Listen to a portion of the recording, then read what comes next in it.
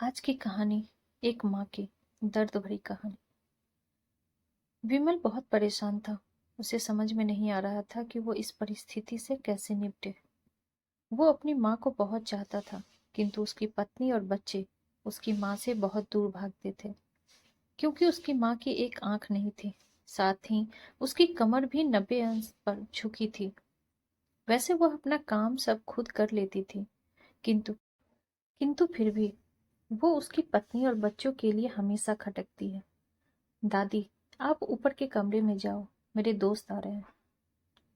विमल के बेटे अखिल ने बड़े बेरौखी से कहा। पर बेटा, मैं तो यहाँ बहुत दूर बैठी हूँ। विमल की माँ ने बहुत प्यार से कहा। नहीं, आप उनके सामने मत रहो, वो मुझे चिढ़ाते हैं।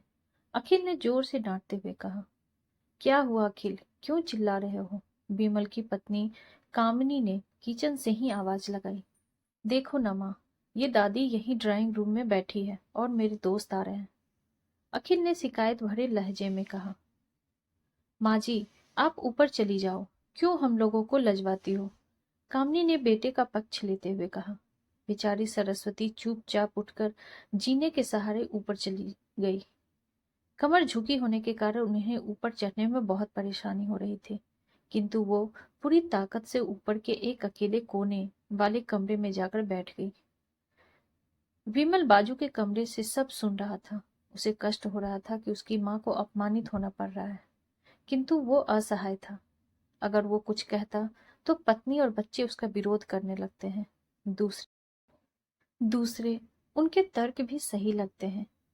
चूंकि वो एक प्रशासनिक अधिकारी था, उसका सामाजिक स्तर बहुत ऊंचा था।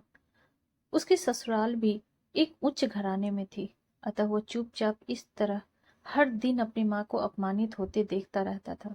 रात को विमल की पत्नी ने कहा, देखो जी, अब कुछ करो। कल कलेक्टर साहब की पत्नी आई थी। माँ जी अपनी देसी धुन धारा में उनसे मिली। मुझे बहुत शर्म आ रही थी, बताते हुए कि ये मेरी सास है। मैंने कह दिया कि दूर की रिश्तेदार है, इलाज कराने आई है। विमल को रोना आ गया, किंतु फिर भी वह चुप रहा। उसे समझ में नहीं आ रहा था कि वो क्या करे। अपने बेटे की मना स्थिति को सरस्वती अच्छी तरह से जानती थी, और बेटे को कोई कष्ट न हो, इसीलिए वो हर बात को चुपचाप सह लेती थी। विमल बहुत उदास रहने लगा। एक तरफ परिवार और सामाजिक स्तर पर जीने की प्रतिबद्धता थी, तो दूसरी ओर माँ। आखिर माँ से अपने बेटे की यह हालत नहीं देखी गई। एक दिन उसने अपने बेटे से कहा, विमल, बहुत दिन हो गए हैं, मैं अपने गांव जाना चाहती हूँ, मुझे वहां पहुंचा दो। मेरा यहाँ मन नहीं लग रहा। किंतु माँ, वहां तो कोई नहीं है, तुम्हारी देखभाल कौन करेगा? विमल ने आश्चर्य से पूछा। अरे, सब गांव वाले तो हैं, और वो तुम्हारे मामा जी तो उसी गांव में रहते हैं, और फिर हम सारी व्यवस्थाएं कर आएंगे ना। कामनी को तो जैसे मन की मुराद मिल गई हो। हाँ बेटा, बहू सही कह रही है, सरस्वती ने लंबी सांस लेते हुए कहा। विमल जानता था कि गांव में माँ की देखभाल करने वाला कोई नहीं है, लेकिन अपनी पत्नी की जिद के कारण वह अपनी माँ को गांव छोड़ने पर विवश हो गया।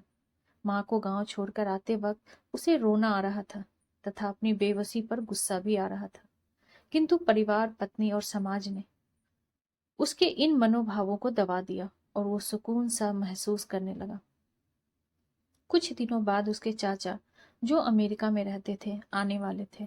जब विमल बहुत छोटा था, उसके पिता जीवित थे, तब वो भारत आए थे, और उसके बाद वो अब भारत आने वाले थे। पूरा परिवार और आस पड़ोस बहुत उत्साहित था। अमेरिका से विमल के डॉक्टर चाचा आ रहे थे। डॉक्टर रमेश ने जैसे ही घर में कदम रखा, सबने मिलकर बहुत उत्साह से उनका स्वागत किया। क्यों विमल, भाभी नहीं दिख रही हैं, कहाँ हैं? डॉक्टर रमेश ने उत्सुकता पूर्वक पूछा। जी, वो गांव में रहती हैं, यहाँ उनका मन नहीं लगा, कामनी ने सपाट से लहजे में उत्तर दिया। डॉक्टर रमेश ने विमल की ओर देखा तो विमल ने अपनी आंखें झुका ली। डॉक्टर रमेश सब समझ गए।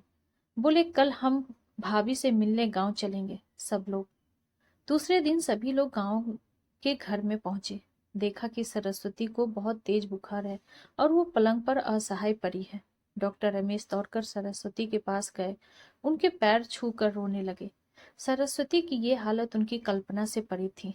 वाह बेटा विमल, तूने तो नाम उजागर कर दिया। अपनी माँ की ये हालत देख तुझे तो शर्म भी नहीं आ रही होगी। डॉक्टर रमेश ने विमल को लपट डांटते हुए कहा। नहीं देवर जी, विमल का कोई दोष नहीं है, मैं खुद गांव आई थी। सरस्वती ने अपने बेटे का बचाव किया। मुझे सब पता चल गया भाभी, आप चुप रहो। क्यों बहू, तुम्हें अपनी सास की कुरूपता पसंद नहीं है? समाज में तुम्हें नीचा देखना पड़ता है ना? डॉक्टर रमेश ने कामनी की ओर व्यंग से कहा। कामनी निरुत्तर होकर विमल को देखने लगी। आज तुम जिस सामाजिक स्तर पर हो वो इन्हीं के संघर्षों की देन है। और बेटा विमल, तुम्हें शायद मालूम ना हो कि बचपन में जब तुम 1 साल के थे तब छत से नीचे गिरने के कारण तुम्हारी एक आंख फूट गई थी और तुम्हारी रीढ़ की हड्डी में भी समस्या थी। तब तुम्हारी इस कुरूप माँ ने अपनी एक आंख और अपनी बोन मेरो तुम्हें देकर इतना सुंदर स्वरूप दिया था।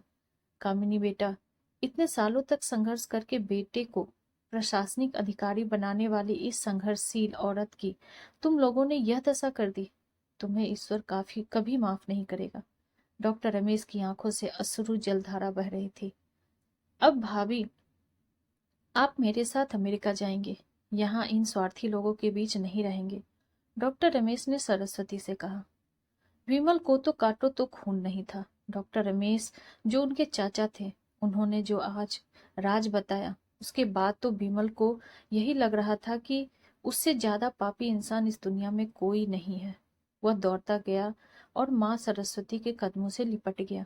माँ, मेरा अपराध अक्षम्य है। मैं जानबूझकर चुप्पी साधे रहा, आपका अपमान करवाता रहा। अब सिर्फ आप ही उस घर में मेरे साथ रहेंगी और कोई नहीं। विमल ने आग्नेय दृष्टि से अपनी पत्नी और बच्चों को देखा।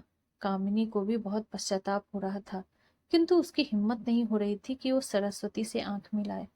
सरस्वती ने कामिनी की मन स्थिति को समझकर उसको पुचकारते हुए अपने पास बुलाया और विमल को डांटते हुए कहा, खबरदार, जो मेरी बहू को मुझसे अलग करने की कोशिश की तो मुझे तुझे ही घर से बाहर निकाल दूंगी। कामिनी और बच्चों ने सरस्वती के पैर पड़ते हुए अपने व्यवहार पर माफी मांगी और माँ के हृदय ने सबको माफ कर दिया।